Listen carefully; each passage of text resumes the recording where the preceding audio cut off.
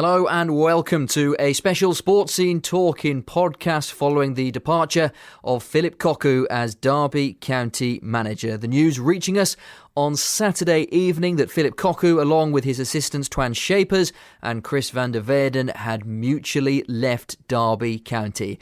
It's safe to say it's been a rather rollercoaster year and a bit for Phillip Cocu, but there was always a sad inevitability that this would be the ultimate decision, given Derby's position in the table, bottom of the championship, and given Derby are on the brink of a takeover. Full reaction on BBC Radio Derby. We reflected for a good couple of hours with plenty of calls, plenty of messages. Ed Dawes and BBC commentator Martin Fisher with me for parts of it. Eric Steele kicked us off as well. Plenty of your calls to squeeze in. So sit back, take it all in. We begin with the thoughts of former Rams goalkeeper Eric Steele. Immediate thoughts are obviously, I always feel for any manager that loses his job, along with these two members of staff. But that's the nature of this game. We did say on Monday night this was a vital 2 weeks coming up for Derby and that changes would be made. Obviously, we're still waiting to hear reference the takeover. But ultimately, Phillip Cocu's paid the price. 2 wins in 17 games. We're bottom of the table. I think it was inevitable. It couldn't go on as it was. We needed change. Derby County cannot be at the bottom of the championship table. So he's paid the price for a really, really poor start and not the best end to the lockdown season that we had. He has just Instagrammed Phillip Cocu as well to say, I can confirm after conversations with the owner and board at Derby, we've agreed it is in the best interests of all parties for me to leave the club by mutual consent. I would like to take this opportunity to thank everyone at the club, including the board, staff and all of the players for their fantastic support. There did seem some inevitability about it, Eric, and I think the feeling now will be one of, well, we wish him all the best because I think Derby fans can appreciate the hand that he'd been given. Yeah, and very much so, Chris. And we all know the calendar of events that he's actually had to deal with during his actual 16-month reign. You know, it's well documented what's happened off the field. Nobody expected a pandemic when you come to a country fresh from dealing with management in Turkey. He's out the game, successful as a player, successful in Holland. It seemed a good choice. It seemed a good fix because he was very good at bringing youth players into the team. We did that with the great help of Rooney coming back last February. What we couldn't do was sustain it. And that was partly due to, I'm sure players now should be looking at themselves, because I don't think it's totally down to Phillip Cocu. I think the players themselves would have to look at themselves very seriously in the mirror tonight and go, they've contributed to the manager losing his job. Players don't lose their jobs. Their contracts are still there. They'll be back in on Monday. So I think there's a few people within the club will have to have a really serious hard look. But somewhere, hopefully, when there is a reaction, the reaction's got to be on the field, and that's got at least whoever's going to be taking charge. That reaction hopefully will happen from Monday onwards, ready for the game against Bristol City. Let me read you the club statement from Derby County. Derby County Football Club and manager Phillip Cocu have parted company by mutual agreement with immediate effect.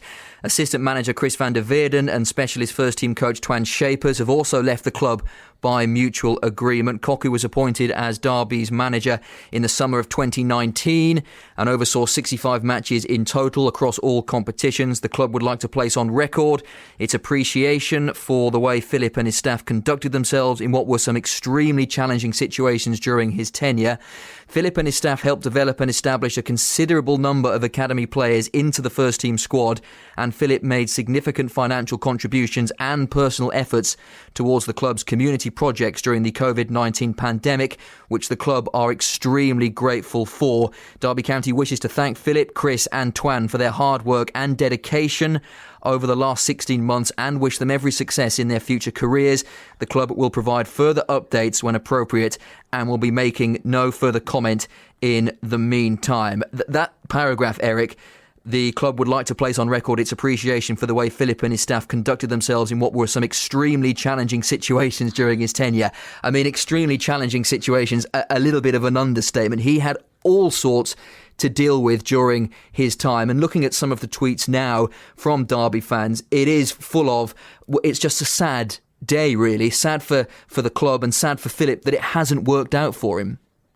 Very much so. You know, you do. You feel for anybody.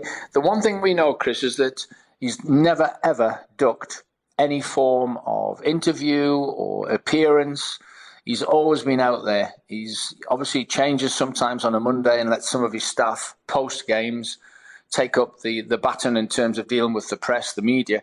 But he's never ever gone away from the fact that his responsibility was to pick the team, watch the team, and he'd always be there post-match with yourself or Ed.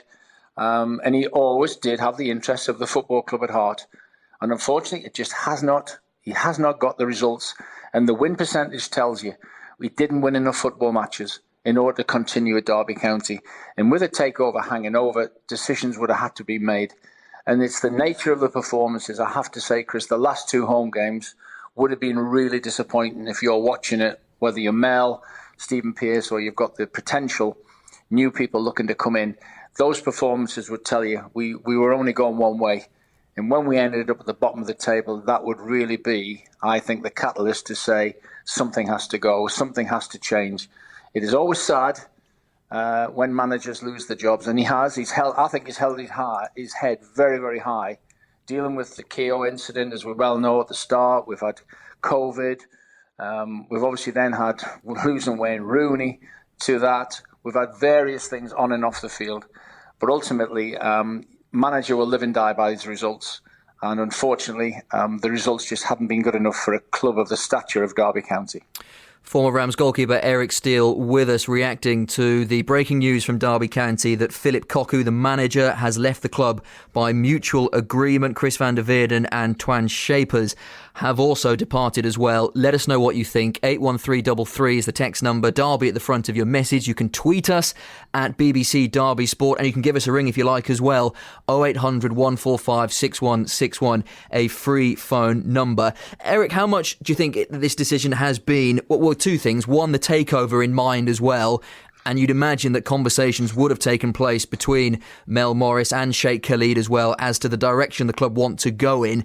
But you mentioned it there, the manner of the last the two performances in particular, the two home games, QPR and Barnsley, does seem to have rather accelerated this decision. Yeah, and I wouldn't have put aside the fact that Sheffield Wednesday passed company with their head coach, Gary Monk, because they valued the fact that they're second from bottom. So I think that may have had an influence, that all of a sudden there's a bit of a chain reaction. You know, Sheffield Wednesday had more points effectively than us, and then they had 6 obviously clawed back. So you look and go, that might have had it, but I think that certainly the performance, if you were at them 2 games, which we know Mel was, and certainly Stephen Pearce would have watched it, prospective buyers would have watched it, there wasn't enough within there to really say, are we going to get out of this situation we're in? It was a real disappointment that we couldn't beat those 2 teams. And I'm not being disrespectful to QPR or Barnsley. Derby County Football Club, with the squad of players we've got, we should be winning them games. So you have to say, why is that? And then obviously have to look and say, well, what's happening within the structure? What is going on from Monday to Friday in terms of preparing the team? We have got still good enough players within that football club to take us away from where we are. So I think the performances certainly would have been probably the last resort when you look and go, how can we move forward from now? And ultimately, Phillip Cocu and his 2 obviously assistants have paid the price. Andrea has said it was only a matter of time, but sad for him. All of the off-the-field things he had to deal with in his first season were unreal. I'm wishing him all the best. John says it had to happen. It's sad that Cocu had such terrible circumstances during his tenure that no one would wish on any new manager. I genuinely wish him well for the future. 81333 and at BBC Derby Sport with your reaction to Phillip Cocu leaving Derby County in the last 10 minutes. Chris van der Veerden and Twan Shapers have gone with him. And mentioning the takeover, Eric, that's sort of the next thing, isn't it, that you think would happen now over the course of the next week. And you would suspect that those talks are, as we know, at an advanced stage because a deal has been agreed in principle. But you feel that Sheikh Khalid must be at the centre of this decision, given that he's just about to take the keys.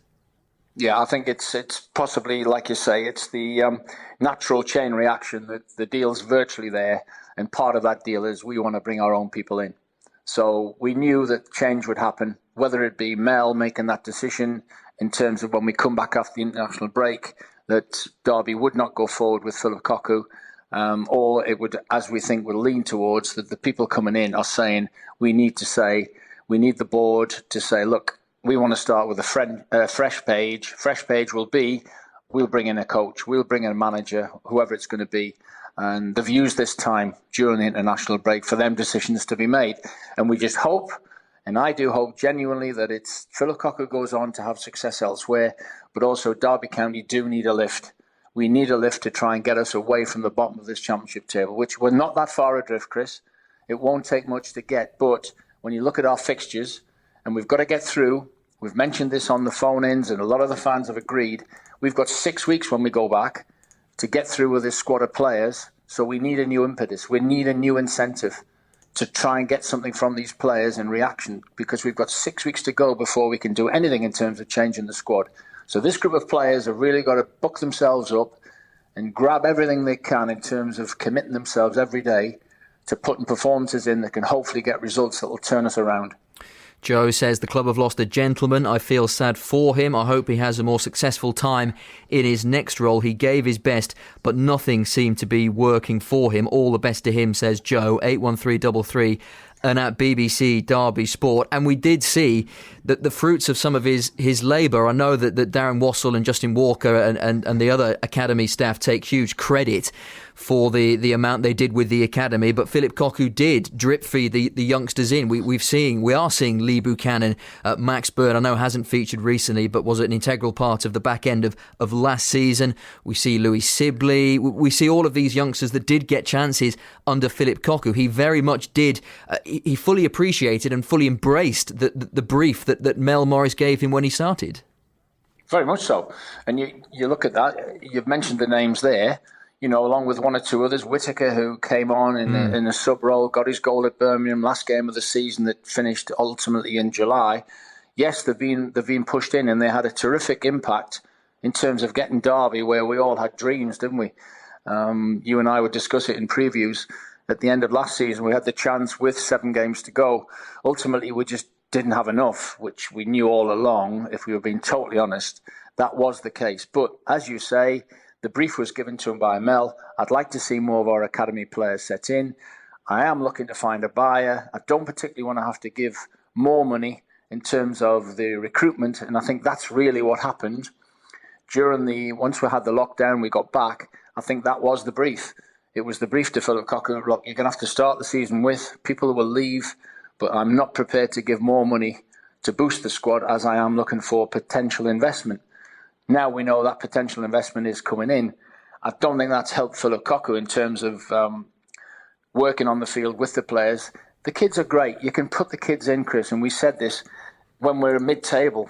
But the way Derby started, I still go back to that first week, Barrow at home. I go back to that. That was the one when you thought, you had warning signs then, albeit without the experienced players. Then the reasoning was, understandably, we need to get some of our senior players, Billick to play. He's missed 1 year because of injury. We're missing Waghorn, we're missing Lawrence. Wisdom's recovering from off-field incident, which must have affected his form. But from that, the new players came in. We saw some highlights in terms of winning at Norwich, getting big results at Bournemouth, big results at Forest. They should have been wins. And I firmly believe if Phillip Cocu had won them games, he could possibly, I think, still been in the role, in the job, because they were games we should have won. And that would have prepared us for them 2 home games last week where we should have beaten QPR. We should have beaten Barnsley. So ultimately, he's done what was asked, but I don't think he's got enough from the senior players. Within whatever system he played, you have to look at the players. The players tonight, should be looking at themselves and saying, we didn't do enough. They can't change that now. The only way they can change that is looking forward for the football club and saying from Monday onwards, whoever takes us between Monday and Friday, we need to fully commit to trying to turn this around. And that for me is what all the energies should be about now, turning this around in order to get that football club back where we should be. Former Rams goalkeeper Eric Steele reacting to the breaking news out of Derby County this evening that Phillip Cocu has left his job as manager. Twan Shapers, Chris van der Veerden have also left the club. Phillip Cocu releasing a statement on Instagram confirming that he has gone through mutual consent. He said this season has not gone as well as we all would have liked so far on the pitch, but I do believe passionately in the project that we started to build, and I have no doubt that the future is bright for the club. I wish everyone associated with the club the very best, both on and off the pitch, particularly with the Stay Safe, Stay Fit, Stay Connected project that I am very proud to have initiated. Yeah, that was the campaign or the initiative Phillip Cocu started during the coronavirus pandemic, right at the start, you might remember. Finally, I'd like to say a huge thank you to the most important people of the club, the fans. Thank you for welcoming me to your club and for all of the support you've shown to me and the team. I wish you all the very best. And that's Phillip Cocu releasing a statement on Instagram. Let's speak to Simon Long from the Rams Rider podcast. Simon, good evening to you. Good evening, Chris. Are you well? Yeah, I'm very well, thank you. What are your thoughts, your initial reaction? I think, I personally think I thought it was on the cards. I mean, you know me, I've been well and truly behind Cocu, and I would have been until the decision had been made. But ultimately, you know, we can't be sat bottom of the league, and I think obviously it's the right decision. You know, for whatever reason, it's not worked this season, and it's just, I think, it's the right decision now. It's obviously the question of where do we go now. And there will be discussions, I'm sure, over the next few days, Simon, about who might fans want next. Just on Phillip Cocu, you did mention there was a sense of inevitability, but it seems like from social media reaction and the text that we're getting that it's been the most friendliest of departures, if that makes sense, with a glowing club statement, a glowing Instagram comment from Phillip Cocu. There does seem to be a hell of a lot of mutual respect between Phillip Cocu, the club, and the fans. I think you're right. I mean, I know a lot of people on social media, especially after match days, can get a bit over the top. But I think overall, you know, we've all seen everything that he's had to put up with over the last 2 seasons, or especially last season, and then coming into this season. And for him to have continued to stay here, try and build this project, and you know the work he's done with the academy, bringing through the likes of Lee Buchanan, Jason Knight, Louis Sibley, Max Bird, all of them guys. You know, he's obviously done. You know, he's done what he's been asked of, and it's just unfortunate that we haven't been able to get results this season. Yeah, and Eric, that when he looks back, Phillip Cocu, at his time, he will undoubtedly look at the number of things that he had to deal with that did affect confidence and did affect the team. We're all aware of what he had to go through in his first year, but as you say, ultimately it's the results that don't lie. And looking at that table with Derby right at the bottom of it, it was always difficult. Despite Mel Morris, we know that he was very much behind his man right up until the death. I think we've just lost Eric. So, Simon, there was, Mel was very much behind his man, but results ultimately dictate. Yeah, of course. He came out and, when some media outlets were saying that, he's gone and Rooney's going to be the next man in charge and all this, Mel came out, stuck his neck out, and I said, no, he's got my full support. We understand why we are where we are, and I think, like I say, I'm not shocked about it, but I think the respect that the majority of fans have got for him because of everything he's got through, and it's just, it's one of them. Normally, you're like, if a manager gets sacked, you think, right call, not bothered, he's done a useless job. But for Phillip Cocu, I think the way he's handled himself as well, it's been something I've never really seen before in a manager. It's just been so professional, and it shows what sort of person he is. I think we've got Eric back. Eric, the whole plan was to be admired, wasn't it? When Phillip Cocu came in and he spoke very eloquently at his press conference about what his plans were. He had a 4-year contract. Mel Morris said exactly the same, that he wanted the club to go in a different direction, become more sustainable, give the youngsters an opportunity. That there's nothing wrong with that plan, is there? But it as always with football, you can have all of these grand plans about what you want. If you don't get the results, ultimately it'll be that dictates whether you stay or you go. Yeah, and unfortunately, again, we'll go back to what we said on Monday night. You live and die by recruitment, and the recruitment, we needed to bolster this squad, and we didn't do that in the window. And I think it's because of this potential takeover that could happen in the next week. I think that was really at the bottom of it. He knew very much when he came in. Mel had done his research and he spoke very highly, and he gave the stats of his percentage of terms of players that he brought through at PSV, and it was a good record. and you had a terrific record when you managed there. But ultimately, the young kids go in, but you are going to be judged very much then on results. And there's no way we could continue with the form that we've got. To win 2 games in 17 games, that inevitably tells you there's alarm bells ringing. And I think it's a combination of the results, Chris, but also performance. We should have been doing better with the actual players that we've got. We were waiting on the senior players coming back. Unfortunately, lose Rooney for 3, but then you've got your senior players coming back. You've got Bielik, who's now dropped back in.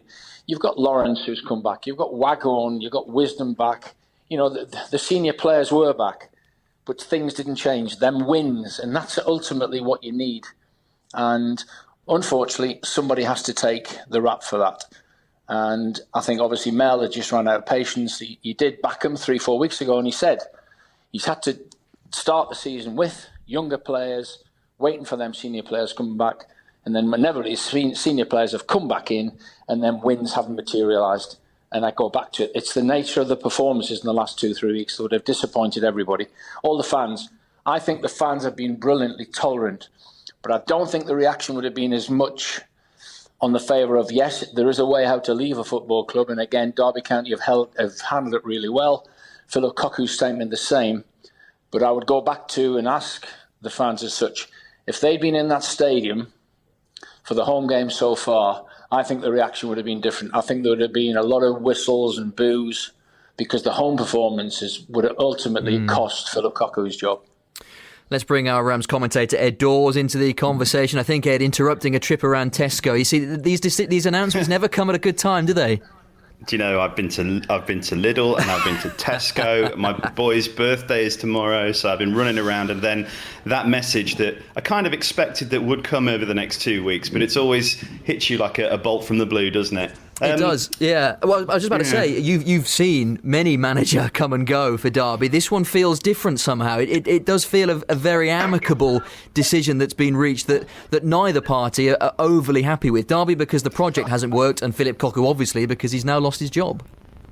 I'm really quite sad, actually, Chris, because when Phillip Cocu was given the job, ever since he's taken this job, it's been 100 miles an hour, hasn't it? They had to fly him to America to go on that ridiculous tour that had been arranged by the previous management team. He had to sign his contract in an airport lounge or somewhere over there. He had 1 month before the start of the season because Frank Lampard spent most of the summer on a boat celebrating his birthday.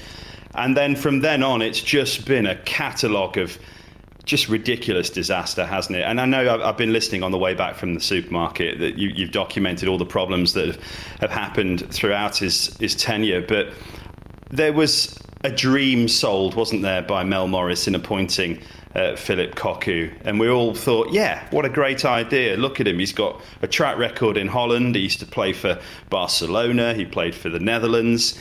And he's had so many things thrown at him that, if it was just bad results thrown at him, then you could understand it. But it's not. It's players letting themselves down. It's clearing up the mess that was left before. It's all those kind of things. And he's done it with such dignity. He's such a cool, calm and collected man. And I'm really sad that this dream that Mel Morris wanted to plan out for the Rams hasn't worked. And it hasn't worked. And this is the right decision. But the next appointment, whoever makes the appointment, has to be the right one because Derby County haven't been in the Premier League since that disastrous season. And that's one season out of nearly 20 years now.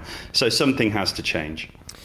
We'll get on to who might be next in a moment. Simon Long from the Rams Writer podcast and Eric Steele are both still with me. Simon, when you look at the recent results and performances, yes, that they haven't been good enough. It's why Derby have started the season so poorly. But when you look at it, and the manager, as we know, always takes responsibility. Phillip Cocu has paid for it with his job. But how much responsibility should the players take because of performances over the... Oh, no, is that a Phillip Cocu fan that I hear in the background? He must be. Sorry. Never deal with kids and animals, isn't that what they say? Yeah, that's exactly what they say, yeah. If you need to deal with that, then go on, Simon. Or I'll tell you what, you hold that thought. Eric, and you've mentioned it, it's... But that dressing room now, I'm sure WhatsApp messages will be flying around that Derby County players group. Just what happens in a dressing room when news like this filters through? I suppose the difficult the difficulty is that a lot of players are away from the club at the moment because of international duty. Yeah, very much so. And I think what they'll do is they'll be looking and going, they won't all have agreed with what went on. You can't be bottom of the league and have happy players in the dressing room looking at what they're doing. There was complaints that we had, not as much complaints, but there was feedback that the training wasn't what they wanted. Players inevitably weren't selected, so they're not going to be happy, are they? They're going to be going into Phillip Cocu and saying, I think I should stay in the team, or I should be back in the team. So ultimately, you are going to look and go, players weren't, obviously, it cannot be working. So the chemistry wasn't there between Cocu and the players. But they will now be looking and going, right, what is the way forward? It'll be the next phone call or the next text that the players will be looking to say, report for training Monday, whether it's Liam Rossignol who's taken over with Darren Wassell again, or it's waiting on the consortium buying the club and the new manager comes in. They'll be waiting on that now. And quite rightly, they should be looking and going, we need to pull our socks up because we've got to react. And the only reaction you want is what's on the field. Question for Simon. Simon, how would the fans have reacted if they'd been in the stadium to the home performances this year? It wouldn't have been acceptable. There would have been boos and all sorts of negativity coming off the pitch. But then again, you can say, would the performance have been like that without the fans? But that's a different question. But yeah, no, the performances haven't been acceptable. Now, you can blame the manager, but I think the players have got to take some responsibility as well. At the end of the day, they've been asked to go do a job, whether they like it or not. That's the job they're getting paid to do, and they need to, I think some of them need to look in the mirror and say, have I actually done my best this season? Have I been playing how well I can do? And I think ultimately that's where we've failed. Is obviously if there's disconnect between the manager and the players, then this is what happens. But again, they're getting paid to go and do what their manager's been telling them to do, and they've not really been doing it. So they do need to start looking in the mirror, questioning themselves, asking themselves questions. What can I do better? Is this my fault? And when someone else comes through the door and says, right, I'm taking over this team, you're not good enough, I'm not happy with you, either change your act, then, it will unsettle a few bodies, I feel. Or it have the opposite effect and they're going to play out the skin. And it feels likely now that the new manager won't be appointed, obviously, until the new takeover is completed, which makes perfect sense, obviously. The Bin Zayed group will have their own man in mind. So it looks like that the likes of Liam Rossignol, Shay Given, Justin Walker and Wayne Rooney will take temporary charge. So it'll be interesting to see how that dynamic works and whether they can now get a reaction from the players going into a game away at Bristol City, which is as tough as they come this season. I think Simon hit the nail on the head there, and that's the performance that you get at Bristol City. Will they look themselves in the mirror now and say, I have cost the manager his job? And there's quite a few in that side who can look in the mirror, and if they've got anything about them, they should say that, because they have. Because this is the same bunch of players that, did play quite well towards the end of the season, although they went on that 4-game run with defeats. But the majority of them are the same people. So what changes? And now there's a week before Bristol City. It's going to be a massive game anyway, whether there was Phillip Cocu in charge or not. And we've heard about a siege mentality in the last couple of weeks. I guess that's the kind of thing that's going to happen now. But even though the manager's gone, they're still all on trial for me. They're still all on trial. And they need to start performing, because new owners, January transfer window, we don't know how much money is going to be available, if any at all, but new manager comes in and wants his own players. So they've all got to start playing. 81333 and at BBC Derby Sport with your reaction to the news that Derby County have parted company with manager Phillip Cocu. Twan Shapers and Chris van der Veerden are also leaving the club. Ed Dawes, Simon Long and Eric Steele are with me. We've got another 5 minutes or so of Eric's time, but do give us your reaction. You can give us a call for free if you want as well. 0800 145 6161. Eric, as always, the November international break does seem to be a haven for managerial sackings. Sheffield Wednesday we saw getting rid of Gary Monk, bringing in Tony Pulis, so we know that Sheffield Wednesday have brought in a survival specialist in Tony Pulis. What sort of manager do you think Derby need now going forward? Well, we need a manager that can work on the training ground with the players that are available, and that hopefully use the 6 weeks that we've got to get us some results on there. So he's got to be a pragmatic manager in terms of recognising he'll hopefully know the players, know what they're about. I think what we have to find is a very much more of a winning formula going forward. I think he's got enough stability in terms of defensively with goalkeeper Marshall, who did terrific for Scotland, by the way, midweek. So he's going to come back full of confidence. And we had shored it up defensively. So I think the new manager coming in would have to recognise, right, what is the better way of playing? What is the system that I look to employ? Have I got... So whether he wants to play a 4-2-2-4 or 4-3-3, he'll be looking now, whoever it is, and saying, right, can I get the best from these players in the next 6 weeks? And are they good enough to play the system and the football that will get us away from the position we're in? And if not, he'll be saying to the new owner, I'll try and get us through to January, but then by then I'll have recognised I need to change A, B and C. Because January, Chris, traditionally is not always the best time to bring players in. No. But I think in Derby's scenario, it might have to be, Ed. It's not the best time, because especially when you've got a takeover coming in, and we've always seen it in the in the Premier League and the Championship. The prices go up, don't they? And that's the problem. And especially if you've got somebody who comes in and nobody knows. We've done this story a million times this week about how much wealth the owners coming in have, but the price tag will increase on anybody that Derby want to sign. And as I said before, and as you've said, these people who are already there need to step up to the mark and play for Liam Rosenior and Justin Walker and Shay Given, and to some extent Wayne Rooney. To be fair, Ed, they've got to play for the football club.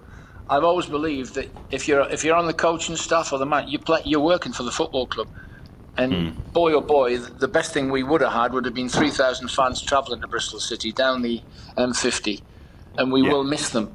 And ultimately, that's where the new manager coming in, I think, has got a tough job, because he's got to really rally these troops, get the heads right, get the actual the practice, the teamwork that you need on the field. He's got to get these group of players together, and he's got to very quickly establish what he thinks is his best team with the players available. Because you and I agreed, they've got 6 weeks to get through a really, really tough programme coming up with City away, Middlesbrough away. You know, it could be 13 games gone with no wins in the next two would be a disaster. So the result of them 2 games, I think, is vital to the new manager coming in. Simon, where should Derby go next, you think? We've seen Tony Pulis in at Sheffield Wednesday. We know that it's normally this time of year that Tony Pulis goes in somewhere and does a good job. Do you expect Derby to go down that sort of route? I mean, all the names that have been linked, the likes of Paul Cook has been mentioned quite a few times. It's difficult, isn't it? Because we don't know Sheikh Khalid's ideas for the club, but what route would you like to see Derby go down next? I think we need somebody that's got championship managerial experience, someone that's potentially been in this sort of situation before. I know we've seen the likes of John Terry being plastered out and all that sort of thing. I don't think it's the right time for him to come in when Derby is sat at the bottom of the table.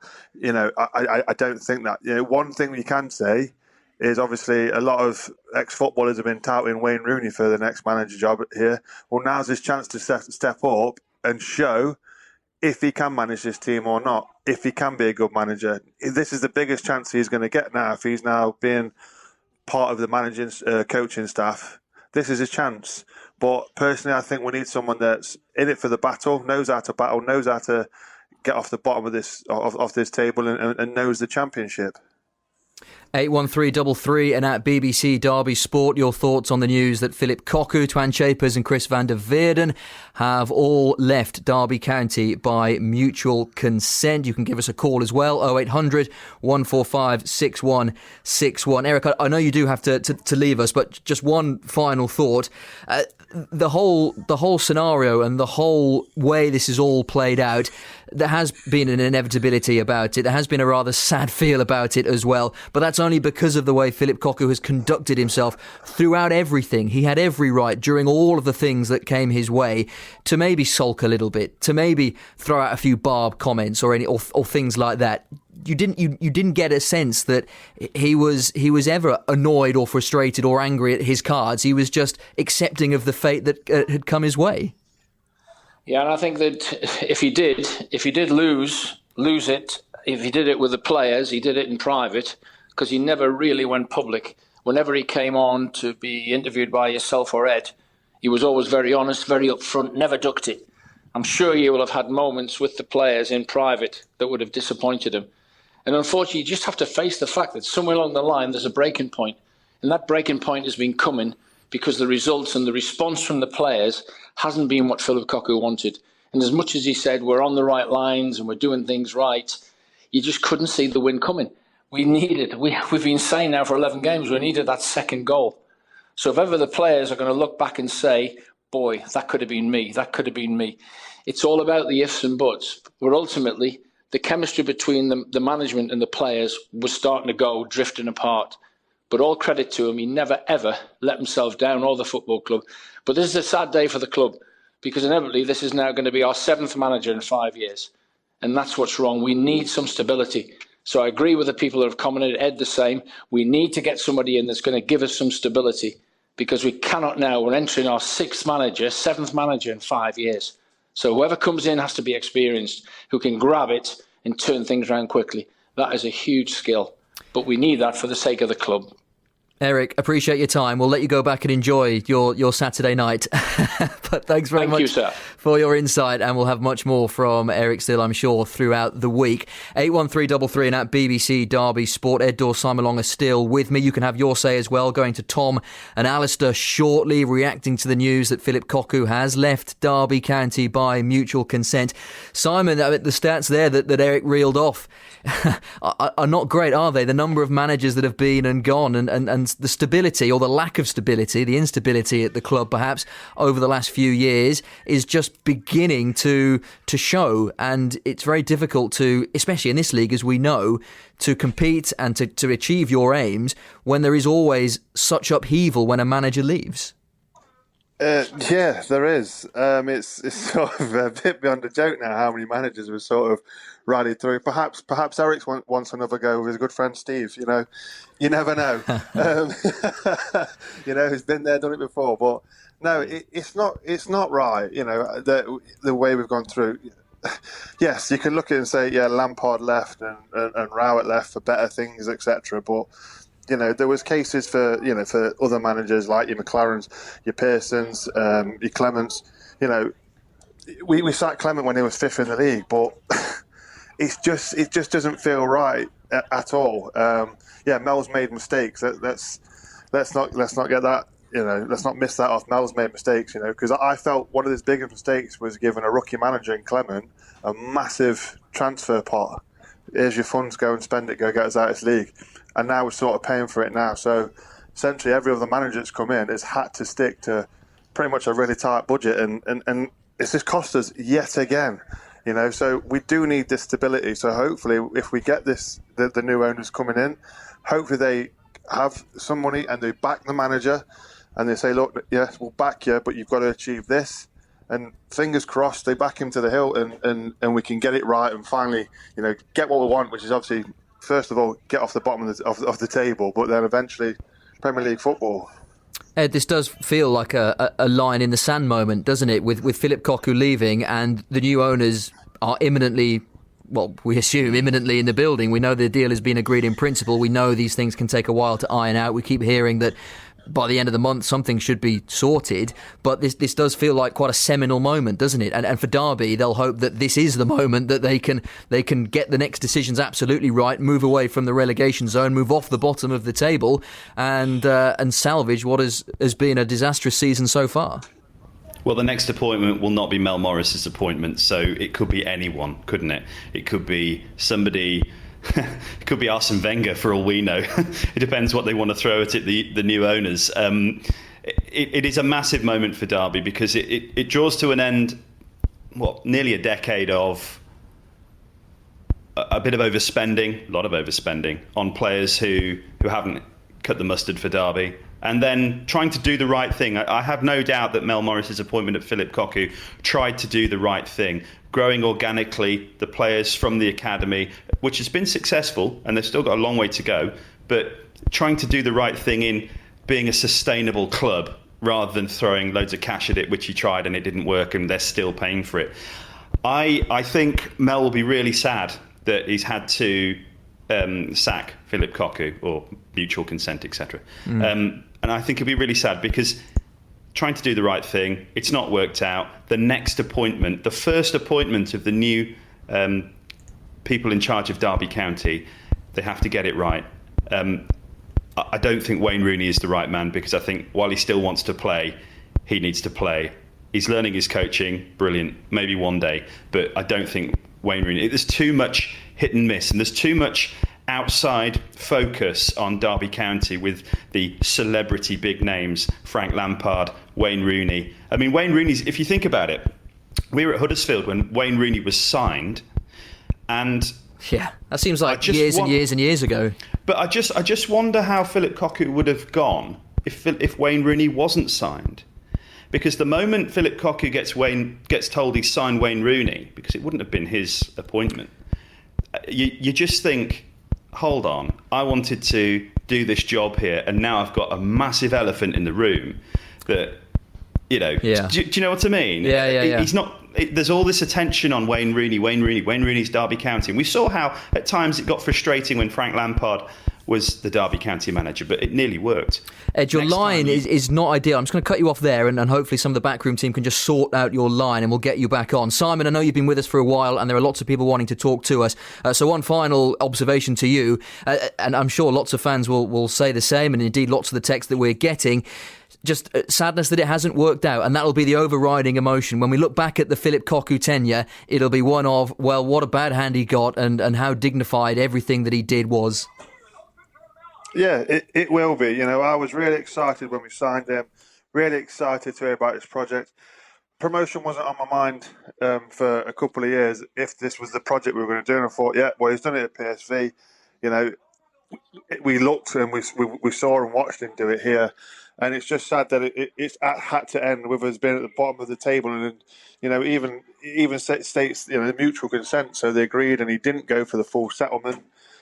It, you know, just shows the class of the man, and you know, I think he'll be respected for that. Yes, it didn't work out on the pitch, but there is some things that, you know, we can look at and go, well, potentially in a couple of years we can look and go, well, look at Lee Buchanan's playing for England, made at Derby. Phillip Cocu helped do that. You know, and I think it's also sad that sort of, I guess, Mel Morris, his final act, I suppose, is to sack the manager that he thought could bring stability and back to this club.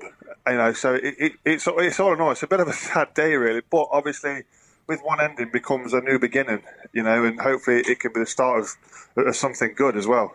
We'll see what the next few weeks bring, Simon. Really appreciate your time. We'll let you get back to your busy household. I imagine this time on a Saturday, it's fairly chaotic for you.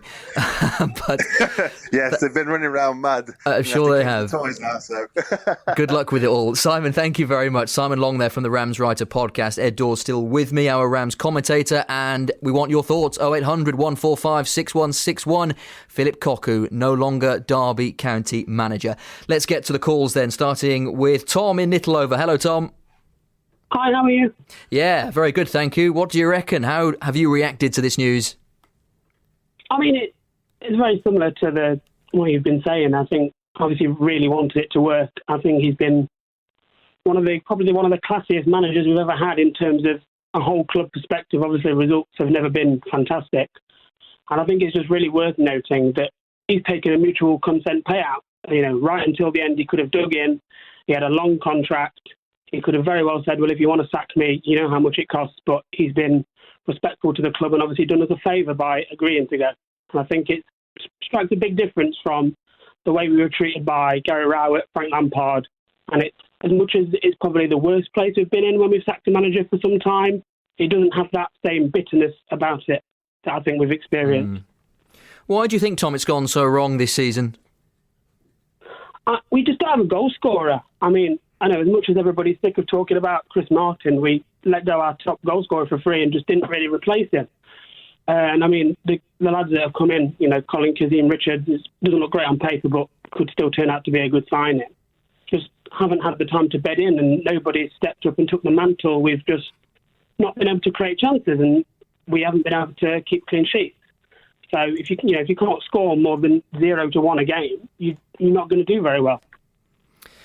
And when you look back at what Phillip Cocu has had to deal with, when you see a dismissal like this, albeit it seems very mutual based on what Phillip Cocu and Derby have said, When you judge Phillip Cocu's tenure, how much consideration do you put on what he's had to deal with off the field? I think it would be unfair to not bear that in mind. I think that's probably one of the reasons why there is a bit of sadness about it. Normally, a club our size that we're used to flirting with promotion, we've been very close. We're bottom of the league. The results have been dreadful. Yet there isn't mass celebration that he's gone, which you probably would expect. The football's been awful. I've stopped being excited about watching football, which is unusual, especially when there's nothing else to do. But I'm still upset that he's gone because of how he's conducted himself and the hand he was dealt. I think it was Simon talked about Paul Clement and that being a bit of a mistake, giving him the money. I think Phillip Cocu was the manager I would have liked at that point in time, where he could have, done the academy, built it up, but also had the money to spend to bring in quality players. I mean, he's done great with the recruitment this window, in my opinion. I think Nathan Byrne, David Marshall, while the results haven't been great, when he was able to go out and pick players, they've tended to fare quite well.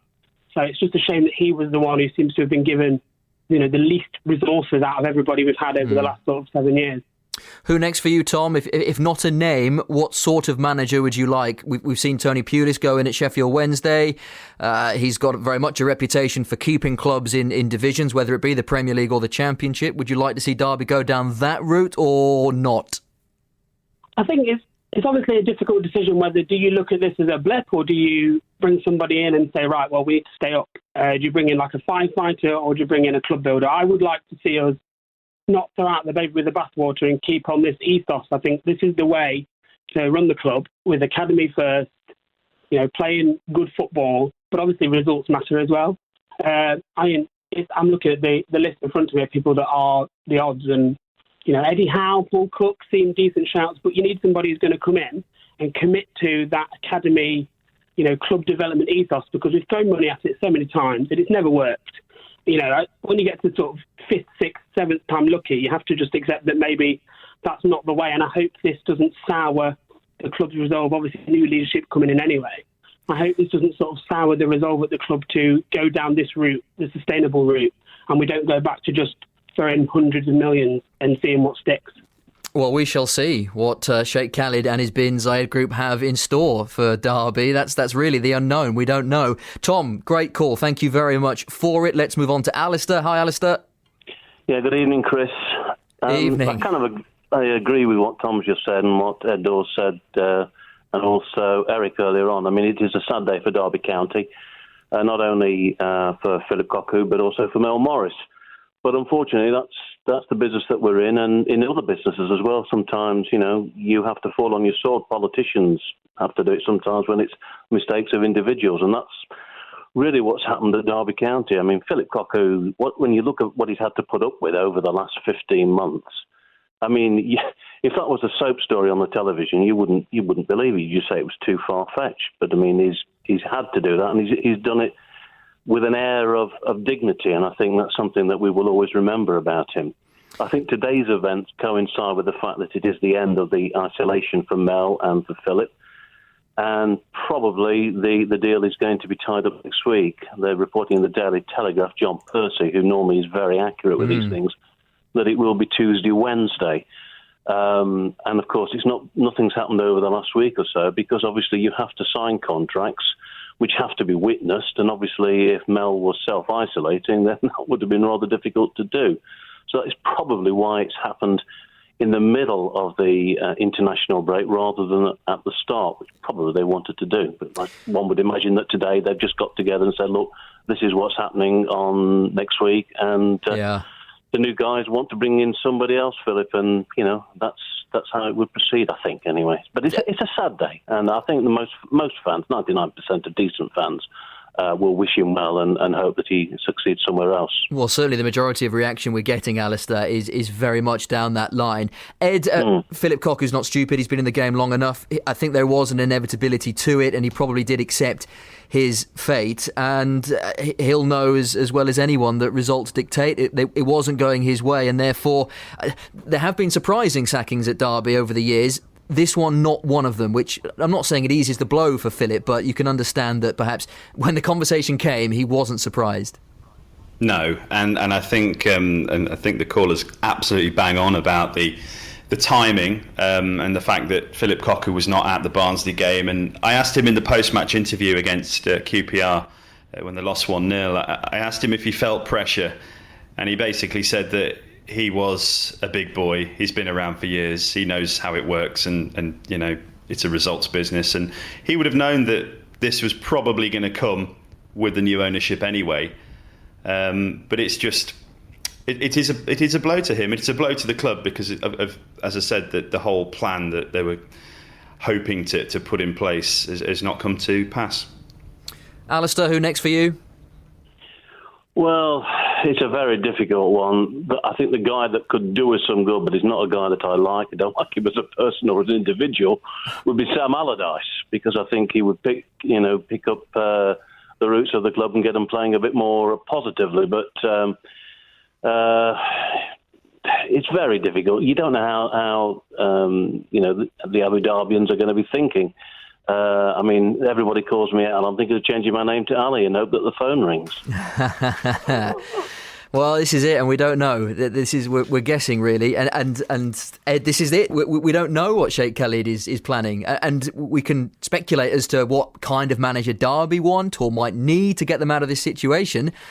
Until he's in, and until his team are in, then we won't know. In fact, it probably will. Whoever they get in, I think, will be a clear sign of their ambition and where they see Derby going.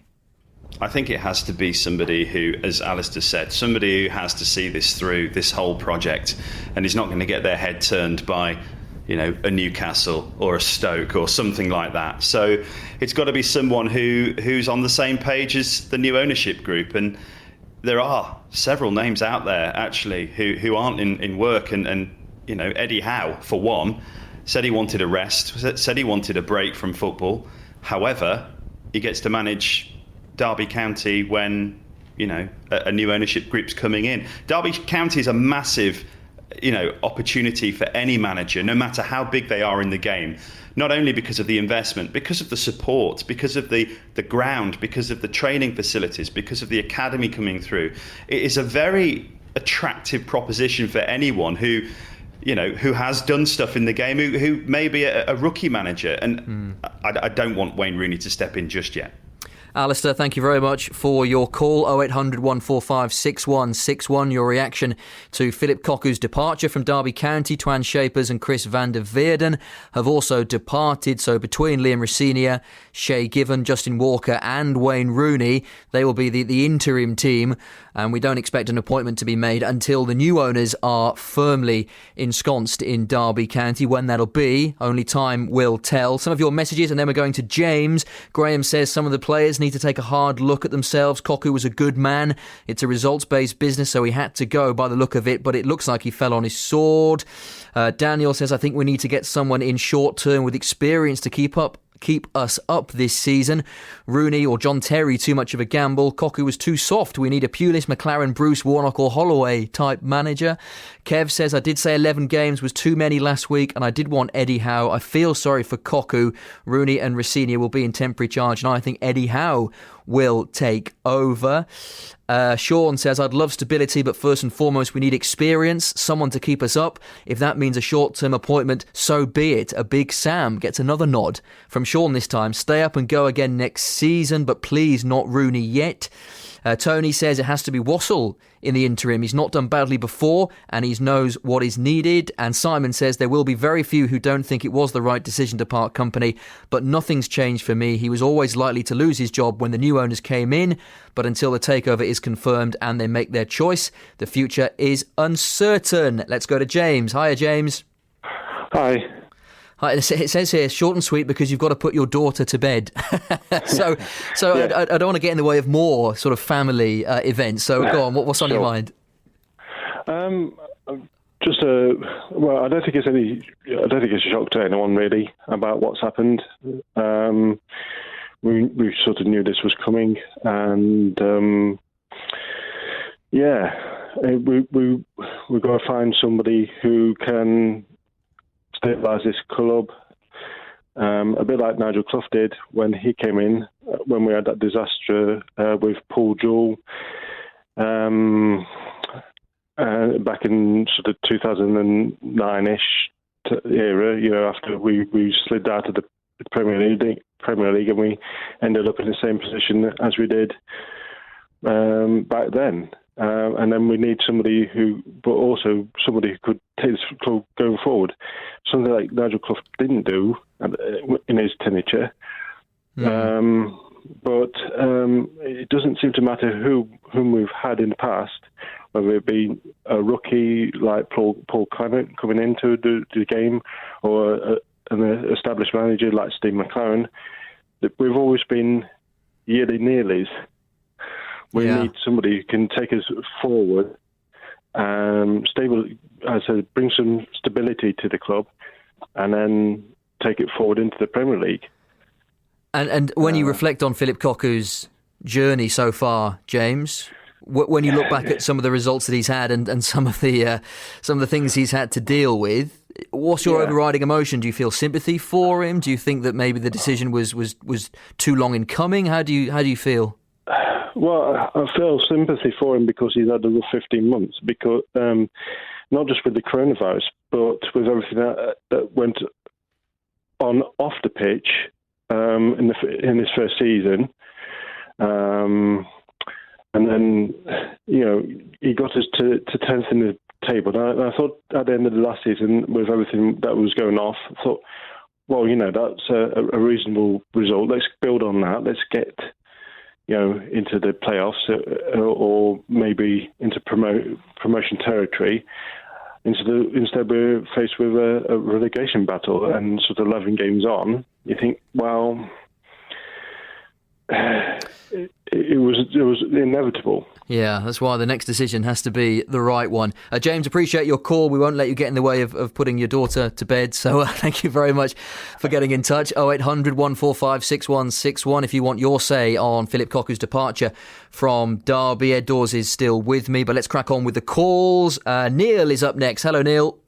Oh, good evening. You okay? Good evening. Yeah, very good. Thanks. An unexpected twist to my Saturday night, but apart from that, I'm all good. What do you make of it? Yes. Well, to be honest with you, I agree with all the callers. I do feel sorry for Cocu, but personally, I'm really happy that he's gone. I think in the last season, he was really poor. I think he doesn't motivate the players, and like I said previously, his tactics, it's always going backwards. We're not going forwards. We're not attacking enough. I'd like to see a manager come in and actually give the players some stick for not performing on the pitch and give them some grief so they know that their position's tenable and they might be kicked out of the team and make them want to play more and go forward. And I think, obviously, moving forward, the new owners, I think they've got a big task on. But I'm hoping they bring a manager in who can motivate the team and maybe get us some signings in who can actually maybe score a few goals for us. So you would say that looking back at Phillip Cocu's managerial time at Derby, it was more the motivational aspect that you disagreed with. It was the, I suppose, lack of flamboyancy, but that's the way Phillip Cocu was. We know that Frank Lampard had a different way of managing, and we know that he started the bounce and all of that. He did get a lot of stick, actually, in his early days, Phillip Cocu, that he wasn't that way inclined. He didn't maybe establish that early connection with the fans, albeit there is certainly one now. So you'd like the next man to be old school, if you like, a bit of a baller on the touchline that's going to throw a few teacups around. I mean, to be honest with you, someone like a Stuart Pearce kind of character for me, that someone who's not afraid to get stuck in and say, look, you need to pull your finger out, you need to do better. If you don't, you're not playing. And I think make them think a bit more. I also think that one of the overcallers was on about Wayne Rooney, and I think Wayne Rooney's a little bit of a protected beast. And I think sometimes his play is really poor. When he doesn't play, we seem to play well. So it does make you wonder whether he's really suitable to play for us, and the team that's around him, and when he's captaining, he don't seem to go and tell the players off when they don't do it right, and I don't know, it's just a real strange one for me. I know it's nice to have these players, and I do appreciate that when we had Frank Lampard, it was nice. We had the bounce and everything. The atmosphere was fantastic. But Phillip Cocu has inherited a crock of rubbish. We had the issues off the pitch with Keogh and all that lot, which was really bad. Then he's actually deal with the COVID. I do feel sorry for him, but I think his tactics and his substitutions were really, really poor. And I think towards the end of last season, the writing was on the wall then, to be honest. So a brief straw poll so far, Neil, seems to have either Sam Allardyce or Paul Cook. Eddie Howe seems to be the favourites. Wayne Rooney's been installed, obviously, as the bookies' favourite for obvious reasons. Who would you like? To be honest with you, I'd like someone that no one's mentioning at the moment, the blue that we're not all aware of, to come in. Okay. You know, someone a bit different. I don't want Sam Allardyce. I think he'll ruin the club. I think he's got too much bad publicity in the past, and it does worry me that. I don't think Wayne Rooney's ready for management. I would like some other manager to come in who's maybe a bit more motivated.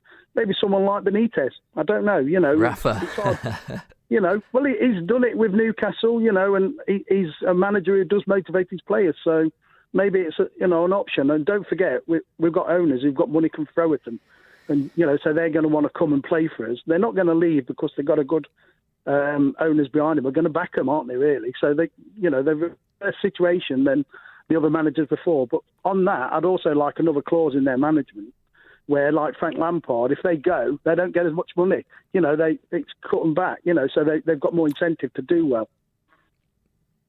Neil, thank you very much for your thoughts. Thank you for your call. 0800 145 6161. Agree? Disagree? Let us know. 81333 and at BBC Derby Sport on Twitter. Len is up next. Ed, the motivational side of it, we've heard a lot, haven't we? Even in the first 2 or 3 weeks of Phillip Cocu's tenure at Derby, he was being criticised because he wasn't starting the bounce or he wasn't waving at fans.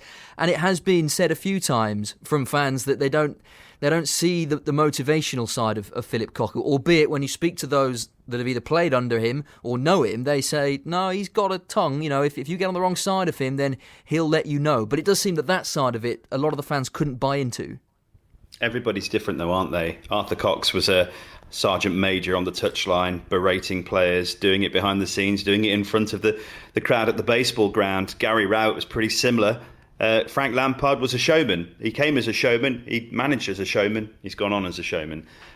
He loved it. But Philip, following Frank Lampard, it was always going to be very different. It was always going to be chalk and cheese, wasn't it? He's like a quiet man, isn't he? He has the CV of management in Holland. He didn't have the players, I don't think, at Derby to be able to do the job he wanted to do. And I think that's the reason that he's gone. And fans are always going to be critical because they were very, very gutted that Frank Lampard left, especially after the playoff final defeat and the fact that it took so long. But everyone's going to be different. The next manager is going to be very different to the previous 5. 0800 145 6161. We're going to be with you through until 7 o'clock tonight, reacting to the news that Phillip Cocu has left his role as Derby County manager. Chris van der Veerden and Twan Shapers have also left the club, so it's up to the likes of Shay Given, Liam Rosenior, Wayne Rooney and Justin Walker to oversee proceedings until a new manager is announced, and we only expect that to be once the new takeover has been absolutely rubber stamped. So let me quickly recap for you. A statement from Derby County released at 5 o'clock said that Phillip Cocu and Derby have parted company by mutual agreement with immediate effect. Chris van der Veerden and Twan Shapers have also left. The club would like to place on record its appreciation for the way Phillip and his staff conducted themselves in what were extremely challenging situations during his tenure. Phillip and his staff helped develop and establish a considerable number of academy players into the first team squad, and Phillip made significant financial contributions and personal efforts towards the club's community projects during the COVID-19 pandemic, which the club are extremely grateful for. Derby County wishes to thank Phillip, Chris and Twan for their hard work and dedication over the last 16 months and wish them every success in their future careers. The club will provide further updates when appropriate and will be making no further comment in the meantime. And Phillip Cocu on Instagram confirmed that that's exactly what had happened. I would like to take this opportunity to thank everyone at the club, including the board, staff and all of the players, for their fantastic support for me since arriving at Pride Park. Although this season has not gone as we all would have liked so far on the pitch, I believe passionately in the project that we started to build, and I have no doubt the future is bright for the club. I wish everyone associated with the club the very best, both on and off the pitch. particularly with the Stay Safe, Stay Fit, Stay Connected project that I'm very proud to have initiated. Finally, I'd like to say a huge thank you to the most important people of the club, the fans. Thank you for welcoming me to your club and for all of the support you've shown to me and the team. I wish you all the very best, Philip. And that was on Phillip Cocu's Instagram account, almost at the same time that Derby County released that statement at 5 o'clock. Len is up next. Hello, Len. You all right, Chris? I'm all right, thank you. Yeah, how are you? Well, I'm not going to gloat, but I did say very early into the tenure of Phillip Cocu's management of our club that Phillip Cocu had to go. And, I'm not gloating now about it, but take all the emotion out of it, take all the politics, and there's so much attached to a game of football. The politics, the rhetoric, the statements. At the end of the day, Derby County are at the bottom of the Championship. Derby County are below Sheffield Wednesday, who have had points deducted. All right, some of them have been brought back, but still deducted. And at the end of the day, you cannot, and in my opinion, have a squad that we've got in the Championship and be bottom of it. And that's why, as nice a fellow as he is, and his team, and I used to see them in the ground, lovely people. But at the end of the day, you cannot be bottom of the Championship. Plus, a new owner coming in, hopefully a pot full of money. He's not going to have a manager that's got a team bottom of the league. He's obviously got his own manager in mind. So you think, Len, that the quality of this squad means that they shouldn't be anywhere near the bottom of the table? Where do you think this squad should be? Do you think they should be competing at the top? In the Championship, you cannot have an opinion where you're going to be placed, because you can go on a run and be top, or you can go on another run and be mid-table. The squad that we've got, the money we've spent, and when I look at the opposition, players' names I have to look up and think, who are they? We've got renowned players that are known. And if you look at Phillip's latest last couple of games, you can't, any manager at any level, you can't keep changing your back two, the middle of the defence. You can't go back three, back four. Marshall threw a ball out to our 10 million record signing, and there was no communication, and we let it go, and it cost us the game. He saves a penalty for Scotland, so he's a great goalkeeper. But, and you talk about Phillip not being supported. If he bought our record signing, he's been supported. We also brought the Polish winger in that we moved heaven and earth apparently to get, and he's a substitute in the last game. So, come on. New times, better days. Let's get real. We're Derby. We'll always be Derby.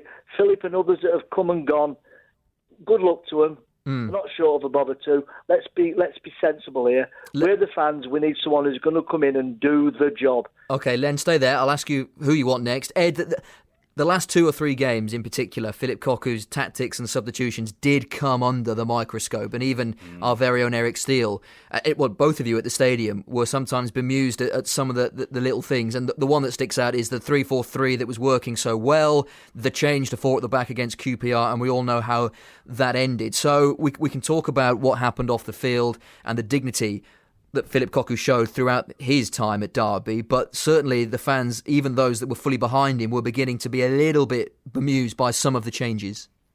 Derby took the lead against Forest, Cardiff and Bournemouth, and then took their foot off the gas. And for me, they're not good enough to defend a 1-0 lead in this lack of confidence stage that they're going through. And it told, didn't it? They ended up getting a point. And those were improvements. That formation had worked. That conversation they had at Norwich, the changes and the freshness, it was only one game in the end. But Forest, Cardiff and Bournemouth, better. QPR worried me, absolutely worried me. It was the players were in porridge. And then the substitutions were confusing. And then the Barnsley game was obviously, you knew something had happened. And, you have to... The CEO getting COVID, getting COVID, it just happened at a point where we're going into an international break and Phillip Cocu wouldn't have been at the next game. But still, that performance was poor as well. There was no hunger, there was no bite, there was no tempo or energy in the performance. And it's as though you were in limbo, not only because of the investment, but you knew that the axe was going to fall. So, Eric and I looked at each other. And I mean, Eric is a very mild-mannered guy. And the conversations we had off air, when it gets to Eric Steele, you know that something's not right. Yeah. Len, who do you want next? Oh dear. There's so many inconsistencies on managers' portfolios. Do we want someone that's accepting a short-term contract, who's been there, got the T-shirt, stabilisers, hopefully get us into the Premier League, or do we want someone off wall, like someone just mentioned, Benitez? Wow, that's a biggie. Is the money there to attract someone like him? Very difficult to say. Who do you want, really? Yeah, well, don't worry, Len. All names are being suggested, right the way up from Mauricio Pochettino and Rafa Benitez, all the way down to I think, what was it, Neil, that suggested someone that maybe no one had ever heard of, someone unknown. Although, they can work. Ralph Hasenhüttl's doing a perfectly acceptable job at Southampton. Not many had come across him. And there are other names as well that are being thrown about. Everyone has their opinion and everyone will have their own thought on where Derby should go next. But it's ultimately Sheikh Khalid and his Bin Zayed group that will have the final say. Len, thank you very much for your call as always. 0800 145 6161, reacting to the news that Phillip Cocu has left Derby County by mutual consent. Chris van der Veer and Twan Shapers have gone with him. We are reacting through until 7 o'clock this evening, so plenty of time for you to have your say. 0800 145 6161. You can text us on 81333, Derby at the front of your message, at BBC Derby Sport on Twitter, and we have been for some time also on the Facebook page, the BBC Derby Sport Facebook page, so you can watch the programme and join in with the hundreds and hundreds and hundreds of comments from the fans who are all suggesting who they want next and also leaving their comments on the Phillip Cocu tenure. Going to Kevin next. Kev, just hold on for me for 2 seconds and I'll get through some messages. Jason says, fans are writing the season off already after a sacking. There's still a long way to go. Next appointment is key and you just never know. Don't give up.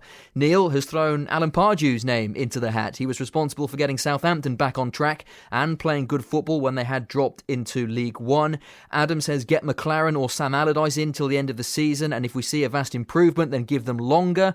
Or if we just need a manager to survive, then maybe take a risk with Eddie Howe or John Terry. Jim, honestly don't know who can be manager, but one thing I can say is anyone but Rooney. Wish Cocu all the best though, a class act from start to finish. Jamie says if Rooney is to get the job, wouldn't McLaren be a good shout to guide him through his first role in management as a good coach and someone who plays nice football as well as knowing the league inside out and also knows what it takes. Ollie says, not sure Allardyce is the right man as we don't have a squad full of players with physical presence. We need a manager who can continue the philosophy to develop youngsters, but who is pragmatic enough to play a system that suits the current squad. 81333 and at BBC Derby Sport. And in the meantime, here's Kevin. Hiya, Kevin. How are you doing? You all right? Yeah, we're very good, thank you. What do you make of it all?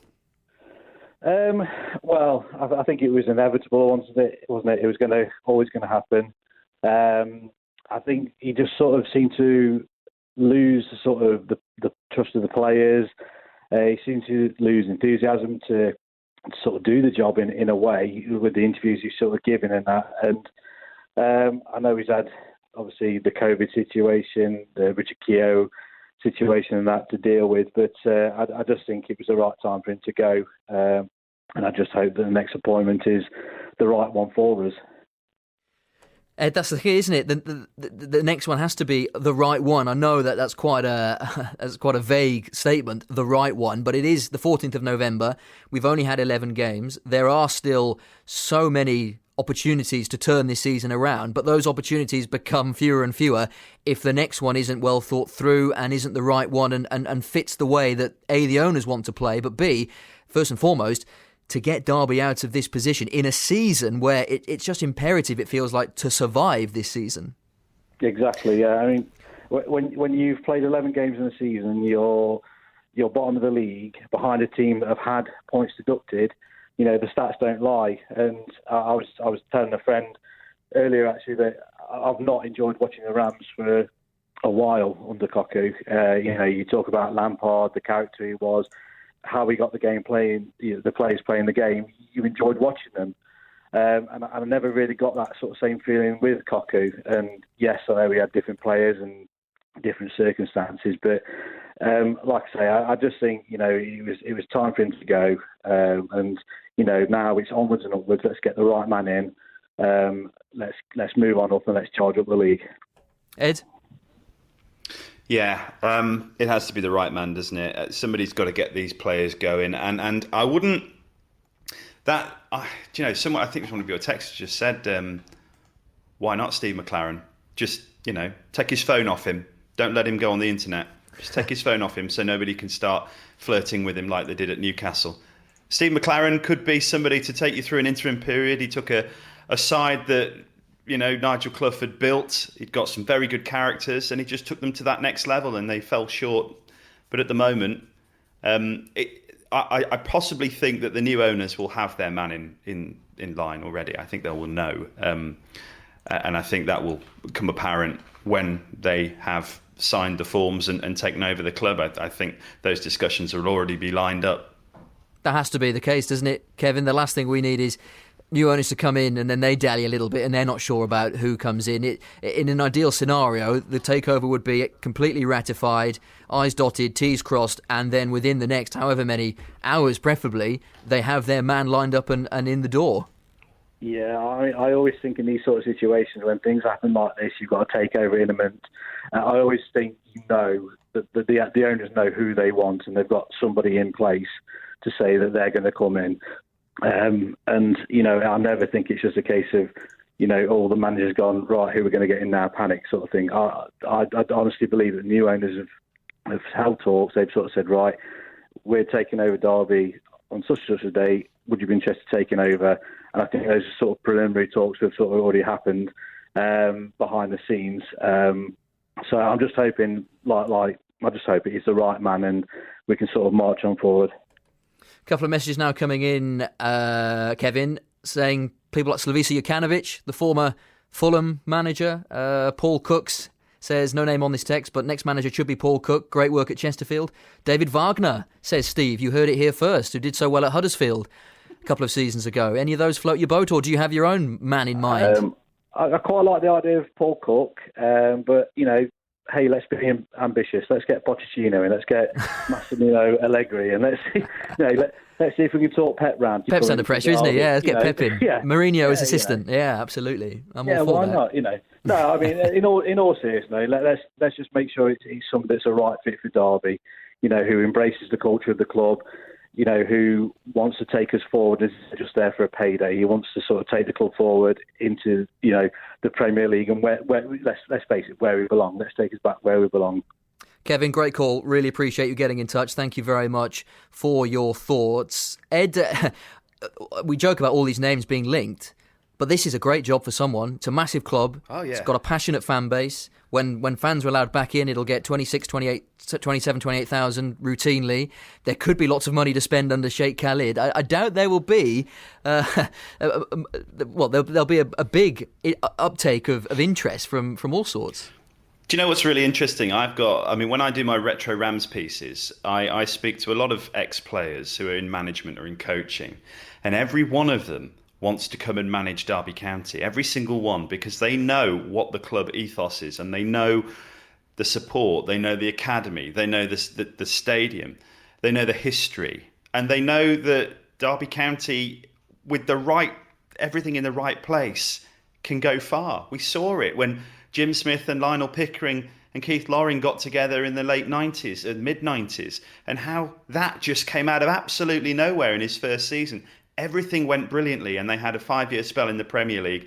And yes, it ended in tears, but that's what we're looking for now. We're looking for the right balance, the right experience, the right contacts. Because think about the contacts that Jim Smith had, the right contacts, somebody who can come in and just blend the academy, blend the experience. But at the moment, if you're going to go for an appointment immediately, who's going to be full time, you've got to come in and you've got to shape up this squad, because they're not performing, and somebody's got to come in and just put an arm round and tell them, this is how I want it to be done, and hopefully they will start performing.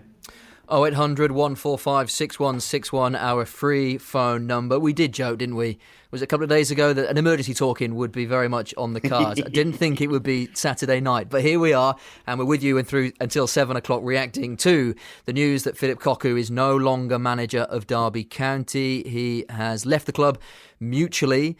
Chris van der Veer and Twan Shapers, his two assistants, also have departed. Wayne Rooney, Liam Rossinier Justin Walker and Shay Given now the interim coaches in charge, so you'd suspect that they will be in charge for the next couple of games, at least Bristol City, that big one when we return this time next week, and we expect a new manager to be announced once the takeover has been ratified. Let's go to James next in Shrewsbury. Hello, James. Hello, how's it going?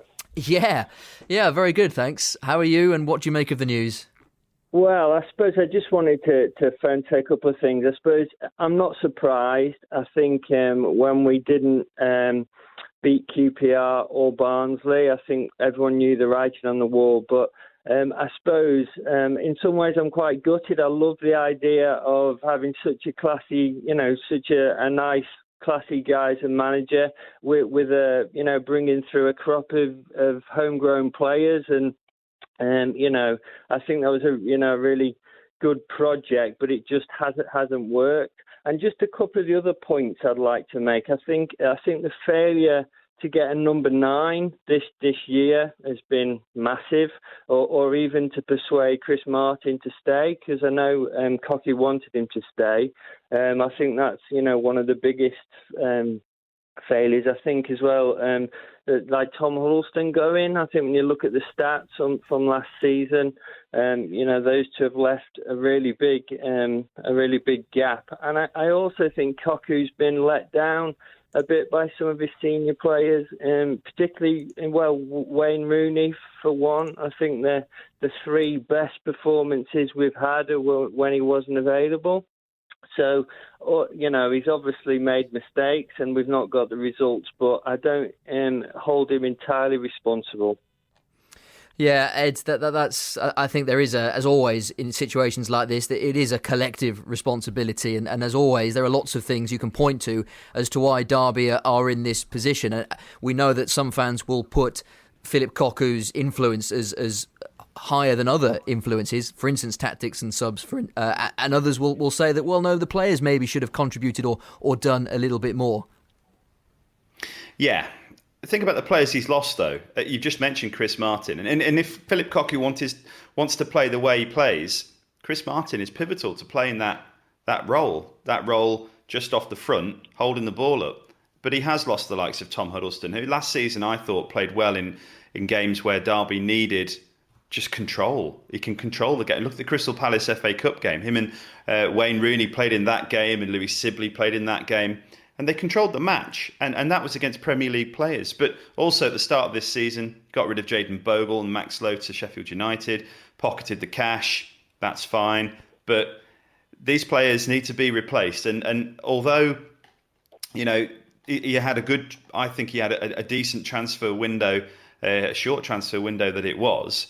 But these players on paper look like they are decent, but they just haven't played. I mean, I've had conversations where, with a little insight into what goes on at Moor Farm, and I've heard that players have not been wholly satisfied with training, that it was boring, that they wanted to do more things that would affect the game on weekends, and maybe that has sort of come through to the performances on a match day, but. Something had to change. But these players are good players, I think. They have potential, but they haven't shown it. Just before we go back to James, a statement from Wayne Rooney, who says that he is sorry to see Phillip and his staff go. He says, "I'm sorry that Phillip and his staff have left the club. I want to thank him personally for all his help and encouragement as part of his coaching staff.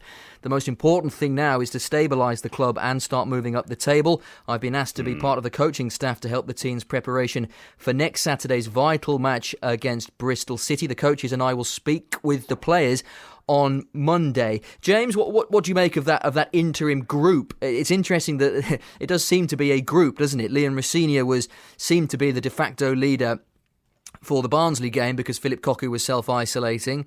We know Wayne Rooney's presence is always going to put a fairly hefty cat amongst the pigeons. So how do you see this one playing out? For instance, if Derby do well in the next 2 or 3 games, could you see Wayne Rooney getting the job permanently? I wouldn't be that keen to see Wayne Rooney get the job permanently. The other one you mentioned, Liam Rosenior, I always think sounds really impressive. And I know he's already got his coaching badges. So yeah. Although he doesn't have the sort of the name or the the background as a player of Rooney, I think maybe he could be in the frame. He could be one. Rooney wouldn't be my choice at this stage. Who would be your choice, James? I put someone like Eddie Howe. I think someone. I think we still need some stability. So someone who's going to be with us for more than 6 months. Someone who again can build a bit of a project. I also think hopefully, I'm sure there might be some more money now, but we also need to I don't want to choke off some of the stuff we've done with bringing the youth players through. So, I think we're a bit of a crossroads between maybe, two different ways of running it. So I think it's a really big appointment, really. It certainly is, James, for lots of reasons. Thank you very much for getting in touch. 0800 145 6161, reacting to the news that Phillip Cocu has left Derby County by mutual consent. Twan Shapers, Chris van der Veerden have also departed. Let's bring Martin Fisher into the conversation, BBC Match of the Day commentator and Derby fan. Martin, good evening and thank you for giving up part of your Saturday night. It's all right, Chris. I was just busy prepping a game for tomorrow, Albania against Kazakhstan. So anything to get me away from that, mate. Oh, I bet you've got some names there to deal with, Martin. Oh, well, I'm glad to take your attention away for a moment. Well, what do you think? It's not, in some ways, it's not surprising. The feeling we're getting from lots of fans is just sadness that it hasn't worked out. Yeah, I'd agree with both of those statements, Chris. I think that I think most people felt that something had to happen in this international break, 2 weeks to turn things around and move Phillip on and try and bring in his replacement. Ideally, you look at the results and there is no defending the situation. We're bottom of the table, lost 7 of 11 games this season in the Championship. We can't score goals. At the moment, we look like a team that's going to go down. Something had to be done. The question now is what the next step will be, whether or not they can appoint a long-term replacement straight away, or whether they say, right, whilst we wait to get the top man that we really want, we'll hand it to Liam Rosenior, Wayne Rooney, Justin Walker for an interim period. My worry is that if that interim period drags on, Derby could get sort of rooted to the bottom of the table, and it might be difficult to climb out. But I think it all depends on the new owners, doesn't it? They will probably have a few targets in mind. When you reflect on Phillip Cocu's time at Derby, what's your overriding emotion? One of big disappointment, really. I felt it was an ambitious appointment when he came in.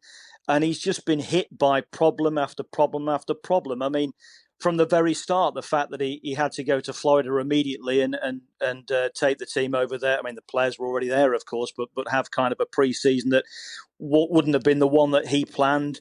And he's had so many problems that have been well documented.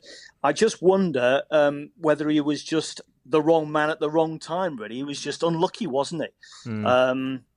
We had that spell last season, but it did coincide with Wayne Rooney coming into the team, and we suddenly turned from a team that were on the edge of the relegation issue to a team on the edge of the playoff situation. But then teams worked out how to play against us with Wayne Rooney in the team, and we started losing games towards the back end of last season when we're up against top 6 teams. But this season has been an absolute disaster. I think that's the word for it. Yeah. Nothing has gone right. And even when we had that brief spell where we looked half decent at Forest, it didn't bring wins. Ed, as Martin has said there, wrong time, wrong man at the wrong time. You got the impression that Phillip Cocu's project would suit a team that were already quite stable and hadn't just suffered quite a big turnover in A, the manager going, and B, 3 of their star players returning to their loan clubs. The project felt like it was meant for a club that had that stability, trying to do what Phillip Cocu was doing whilst building a side to be competitive in the Championship and dealing with what he had to deal with. It maybe isn't a surprise that Derby are in the position they're in.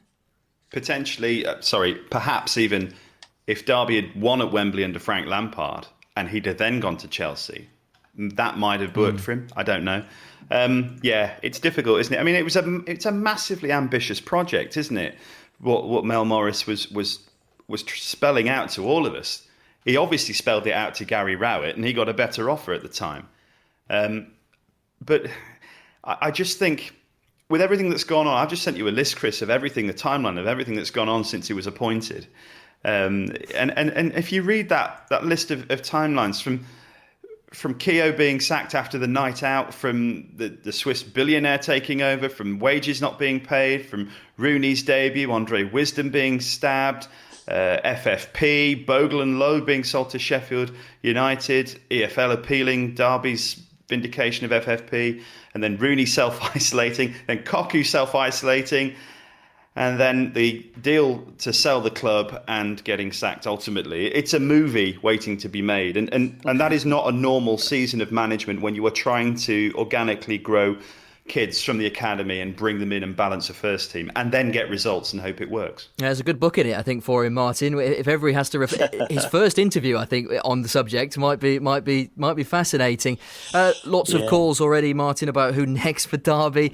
We are in this unique situation where we just don't know, because there is nothing to fall back on. There isn't a track record for Sheikh Khalid. We can guess and speculate as to a manager that Derby might need, and everyone has their personal favourite, but we wait with fascination, really. We do, and because it's our club, we don't want a person to come in that just wants to play with it. So for me, I mean, first things first, let's make sure we stay up. So that's got to be the first objective for me. The names have been mentioned already, I think, Chris. If you're going to be ultra ambitious, then Rafa Benitez is the one that floats my boat. He's out in China at the moment. They've not done particularly well, the club that he's gone to, Dalian Professional. I don't think when he went there, he was looking at it as a long-term project. Would he come to Derby County? Well, not unless they've got loads of money to spend. And whilst I know FFP means they don't have an awful lot immediately, long term they will. And if he could come in, sort Derby out and then go for it next season, then fantastic. Otherwise, the name, it wouldn't be my first pick ordinarily, but Big Sam has been mentioned. The one thing he does is sort out defences. So that is something that he could do. He's kept clubs up. He's got clubs promotion. And he should be, if he's got the appetite, Chris, he's not worked for 2 years. But, he might say, there's money to spend eventually there. I'd go there. And one of your previous callers mentioned somebody, Slavica Jokanovic, 2 promotions, Watford and Fulham, played some great football, particularly at Fulham. He's away in the Far East, I think, at the moment, or Middle East at the moment. So maybe he wants money as well to spend. I know that he's not cheap in terms of the contract he'd want. So there's 3 for you, but who knows? Who knows? That's the next guessing game, isn't it? It really is, and that's why you hope for everyone's sake that the takeover can happen quickly, so that Derby can get on with whoever they decide. And the difficulty is that the new man comes in with Derby bottom of the Championship, not playing particularly well. We know it can change very quickly, and a run of 2-3 wins and the table looks completely different. But the new man comes in, and then even before he's really got his feet under the table, he's got the January transfer window, and who knows what that might bring. He may have money to spend, he might not have money to spend. It doesn't cry out for someone to come in and go, right, it's going to be stable now for the next 4 years. It does feel like the first appointment has to be one to get things going in the right direction before any real foundations can be laid. Yeah. When you appoint managers, they have the players that they have in mind who they think that they could bring in. Managers have players that follow them all around the Football League, don't they? I think that Derby should be getting somebody who's going to do the project. I don't want an interim manager. I think there's been enough interim sort of talk already, and I think Derby need to go and attract a manager who's got the track record. Sam Allardyce would be a great appointment. Not sure his football would be that attractive to everybody, but as Martin says, Derby have been leaking goals like a colander this season. And perhaps if Sam Allardyce can get the best out, Derby need a motivator, a motivational speaker, somebody who's going to throw teacups around the dressing room, somebody who's going to not be afraid to chuck a few words out in the dressing room. Because I just feel that some of these people in this team at the moment have potentially too much about them, potentially above the manager? I'm not sure. Do you know what the point I'm trying to make? Yeah, Martin, you often hear things like that, don't you? That if the players begin to get a little bit suspect of what they're doing, then you can easily see how fragile a dressing room might be, and it doesn't take much to destabilise it. Before we let you go back to your Albania-Kazakhstan research, don't rush. The four now in temporary charge. So Liam Rosenior, Wayne Rooney, Shay Given, and Justin Walker. That's the next question, isn't it? Really, the first question is that there will have to be surely a leader of that group, someone who is going to do the press, someone who is going to lead the way. You'd suspect it would be Liam Rosenior because he is at the moment the most qualified out of those four. But how do you anticipate that quadruple to work? It's difficult to guess, isn't it? Really, I mean, I'm very impressed with Liam Rosenior. As again, one of your previous callers said, he speaks ever so well. He's very ambitious. I think he reads the game extremely well, and maybe now he'll have a bit more of a hands-on role. Whether it's a long-term situation, I very much doubt, because Liam would be a novice in the situation, but that's by no stretch of the imagination saying that he wouldn't be able to get the team in the right position to take on Bristol City and Middlesbrough in Derby's next two games. And I'd love it if whoever does come in keeps Liam involved behind the scenes. Ed made a very good point about Sam Allardyce in terms of a motivator. A lot of people have said to me when they've heard Phillip Cocu talk after a game, how does this guy inspire the team? Sam Allardyce would certainly inspire the team. Yes, he's very old school. Yes, his football is not the most exciting. But at the moment, I think people would say, look, forget about exciting football, just get us some results. And I think that is what we need first and foremost. Short-term results, clean sheets, up that table. Yeah, results needed swiftly, that's for sure. Martin, really appreciate it. We'll let you go back to your research. I hope that the game is a good one for your sake tomorrow, and the painstaking hours spent were worth it. The last two games I've done that involved Albania finished 0-0 and 0-0, so I don't have particularly high hopes on these. But the other night I did do the Scotland game. Excellent. I did see David Marshall pull off that terrific goalkeeping save in the penalty shootout. So the excitement of that will keep me going, Chris. Don't worry about that. Absolutely. Oh, good stuff. No, it was a terrific moment for Scotland and for David Marshall. Great stuff, Martin. Speak soon. Cheers, Chris. Thank you. Martin Fisher there, BBC Match of the Day commentator and Rams fan, giving his opinion on the departure of Phillip Cocu and also Twan Shapers and Chris van der Veerden. Still plenty of time to have your say. 0800 145 6161. We've got Jerry and Lewis waiting to speak to us, but Andy is up next. Hello, Andy. Hello, Chris. You all right? Hello. Yeah, I'm very good, thanks. How are you? Yeah, I don't know. I think it's a little bit of a sad day in a way for Cocu. I think it's a shame a guy who's obviously tried to do his best for us in a way, and talk about being hamstrung. I think he's had both hands and legs tied behind his back by the chairman, and it almost feels like people think that Mel was untouchable and you can't criticise him. But I do have to put some blame at his door on this one, because he came out and said that he's known since May that this takeover was going through. And it sort of stinks a little bit to me that during the window, it seemed to be all about clearing the decks and getting the wage bill down, getting people out the door, and not necessarily. And I know you can say we bought, the likes of Jozviak in, but all in all, on the balance of things, it was all about money coming in and reducing the wage bill, not helping the manager, put a side together that was at least able to compete for the top six. And I think, leaving him with no recognised centre forward would have been difficult enough had he had everybody fit. The fact that we knew that we've got so many injuries at the time and so many players unavailable, I just think he's been given a real tough job. And if you add into that, I was listening to Ed earlier, and very early on when he first came on, and what he was saying, and I totally agree that it's fine margins. We look at games that we've played, and so unlucky at times not to have had, a better result. Whether you can say, well, that's because we didn't take a chances.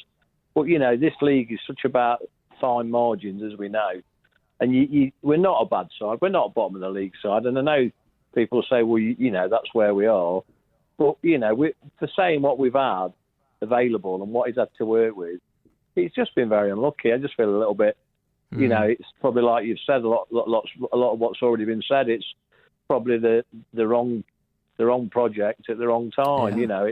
Yeah. Very, very little sentiment in football ultimately, Andy. But going forward, just going forward, because the main point was that I wanted to make was the barometer now for me at this takeover, because obviously if we'd have been flying high and been second or third in the league, the ownership probably would have been saying, well, we don't need to make any changes.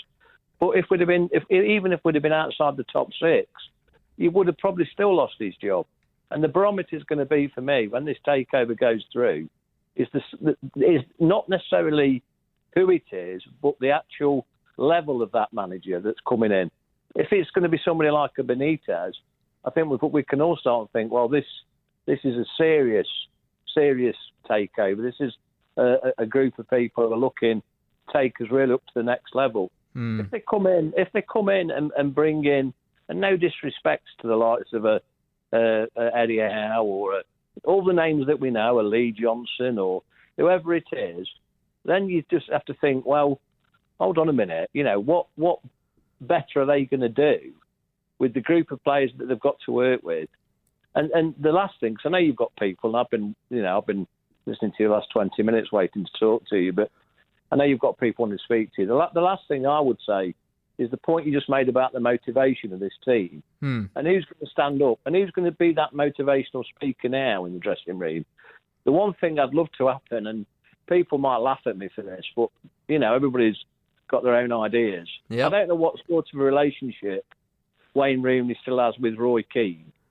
But if Roy Keane is looking to, come and just help his mate out for a few weeks, you could do a lot worse than having somebody like that in your dressing room. You are not the first, Andy, to mention it. Wherever Nav has tweeted me saying, throwing a random name into the hat, Roy Keane.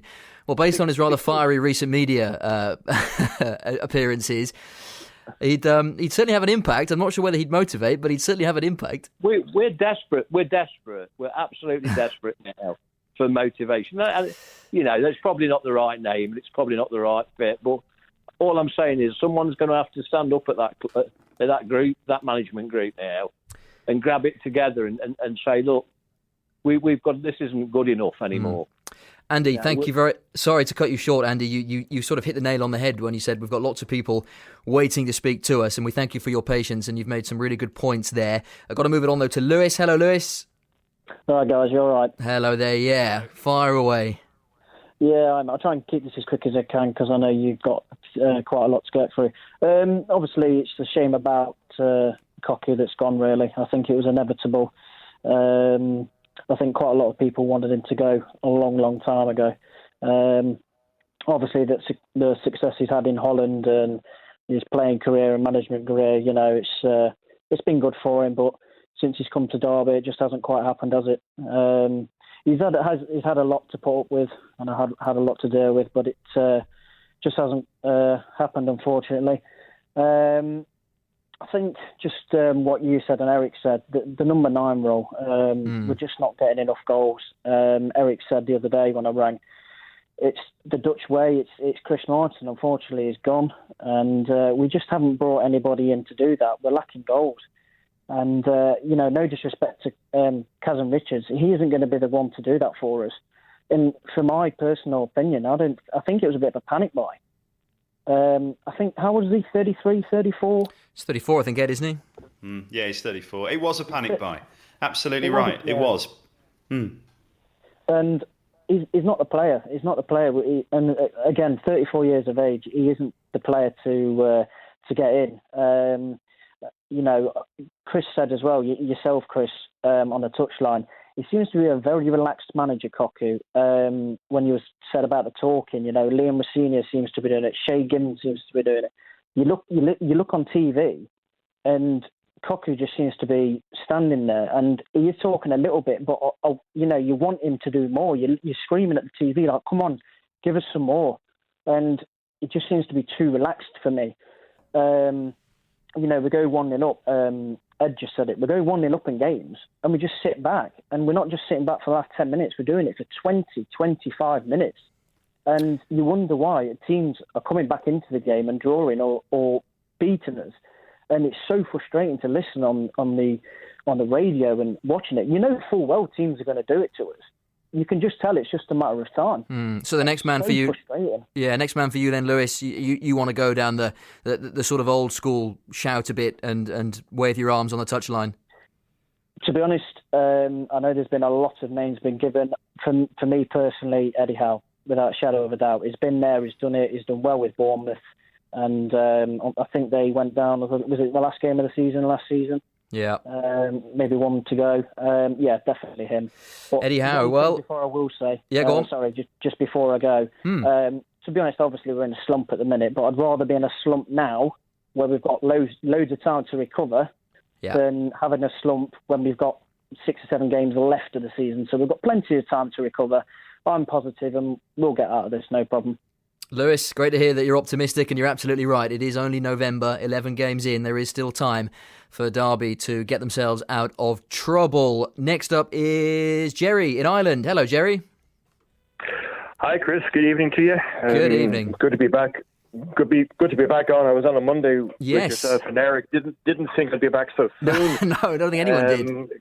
No, and just going through, we have a big WhatsApp group over here in Ireland with guys from and ladies from all around the country, and just going through names and so on. And certainly, there's a few that doesn't tick our boxes, but on a personal basis, like I know Wayne Rooney's been mentioned, and Eddie Howe just mentioned there by Chris. I think Andy though made some good points there a few moments ago, but I think we're all really disappointed that making changes so often over the last number of years, and for that I do lay the blame clearly at Mel Morris's door. But look, that's history.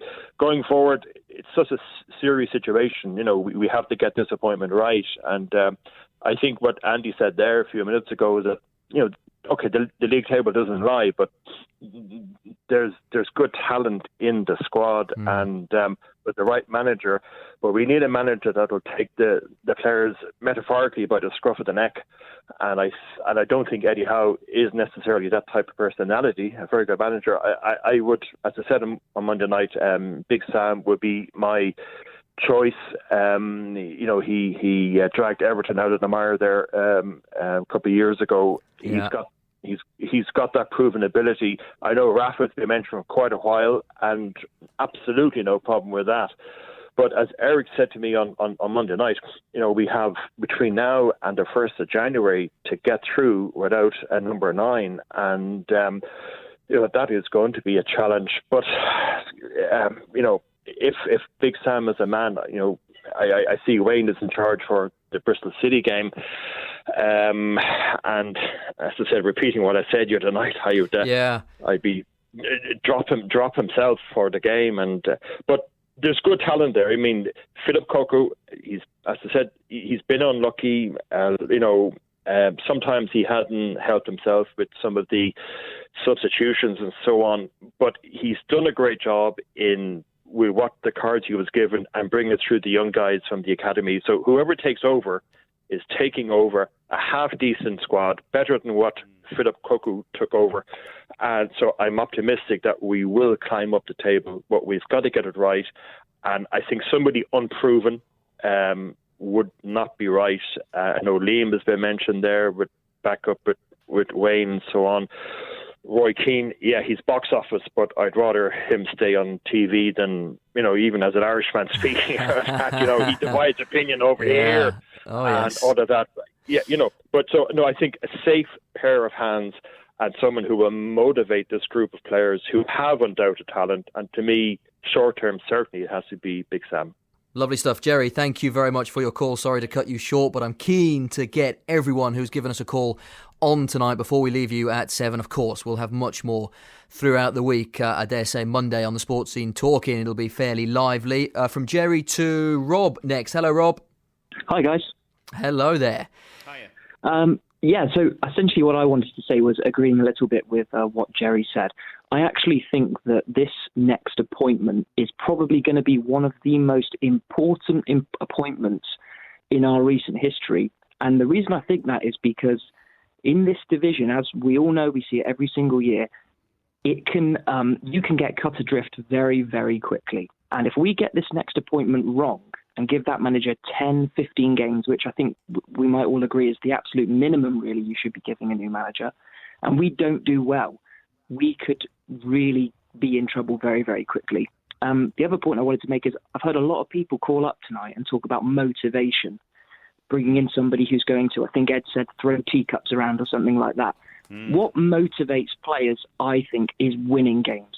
And if you bring a manager in and we win 3-5 games in a row, like we did in both the spells with McLaren, you will see all the passion, all the motivation that's been missing come back very, very quickly. Yeah, it's a fair point, Ed, isn't it? The games, this league, you could easily go on a run of 2-3 wins, and suddenly the picture looks a lot different. And as players often say, winning is a habit just as much as losing is a habit as well. It's about getting out of that losing run as quickly as possible. I'm not worried about Derby's position in the table at the moment. It's so early, isn't it? And I know it's November, and the games that have been played aren't the same amount of games that would have been played if we'd have started at August. But if you look at Derby's promotion under Jim Smith, they only got going in November. They beat Sheffield United and Birmingham in the space of a few days. And then they just took off on that, I think it was 20-match unbeaten run. Same with Billy Davis. Derby were in the bottom three for a couple of weeks. They were dreadful at the start of that season under Billy Davis's tenure. Then they went on a ridiculous run. I'm not saying that they're going to go on a ridiculous run on whoever's coming in, but they should be having results that will keep them out of danger for the rest of the season. So 24th at this stage, after what have we played, 10, 11 games? 11 games, yeah. Yeah, I don't see that as a massive concern, but they need to get the appointment to get the results turning round. Rob, very quickly, because there are still others I want to get to. Who's next for you? Who would you like? Yeah, I would personally, because of the position, avoid rookie managers. So no to Rooney, no to John Terry, no to Rosinia. For me, I would agree with some of the previous callers and go for Slavica Jukanovic. He's got 2 promotions from this division with 2 different teams. And I'm pretty sure the club he's currently at is not too far from the UAE, so maybe he could share a flight over with the new owners. It's an interesting shout. Thank you, Rob. Yeah, Slavica Jukanovic getting a bit of love from a few Derby fans. And from memory, he played decent football as well. I think he was in charge of Fulham when Gary Rowett was in charge of Derby, and it was Jukanovic that beat Gary Rowett's Derby, and of course then beat Villa in the playoff final. Steve is next. Hello, Steve. Steve, are you there? I am. Can you hear me? We've got you loud and clear, yes. What do you reckon? Yeah, disappointing, but I'm not going to dwell on something that I think was inevitable given the run of losses. I agree a lot with the previous caller, the caller that's just gone, that this next decision is absolutely massive.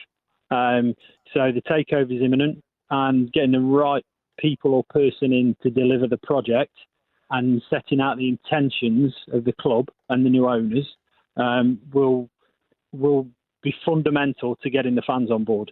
I'm not overly concerned with positioning the table right at this minute, but having said that, I think that the word I would use to describe the team is stale. It's very stale, and we need to inject some sort of impetus to push us up the table and get the motivation in. That motivation word again.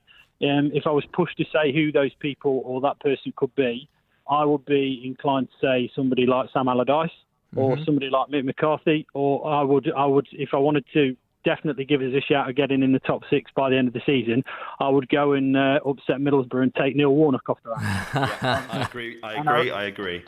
I really would, and then I think that's where we need to be looking. And the new owners will have a project. They'll have the people in place behind the scenes to look how they want to deliver football to Derby County. And the project is short term, get out of the position we're in. Then a slightly longer term project to getting out in the Championship, and then that project changes when you get to the Premier League. So I'm not looking short term, but I'm looking at the project in hand, and that is get out the bottom, move up the table, and it needs to be one of those type of people to deliver that. Yeah, it has to be the first priority, you feel. Steve, great call. Thank you very much for it. Again, apologies to cut you short, but we have 5 minutes left and still 2 calls to get to, and time to add an exotic flavour to proceedings. Adam is calling us from California. Hello, Adam. How are you, mate? Yeah, very good, thanks. How are you? Not bad at all. What do you make of the news then, filtering across? It was coming, wasn't it? The last how many games now? It's been poor. Can't hold a game out, and his decisions have been shocking. It's been boring to watch.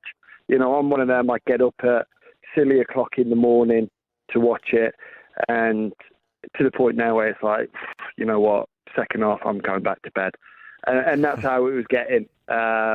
But now, you know, we've got to move forward, and I think one of the options, if we've got the money, like everybody thinks that we're going to have, then Rafa Benitez would be fantastic, wouldn't he? He's done it with Newcastle. He got them out of the Championship before.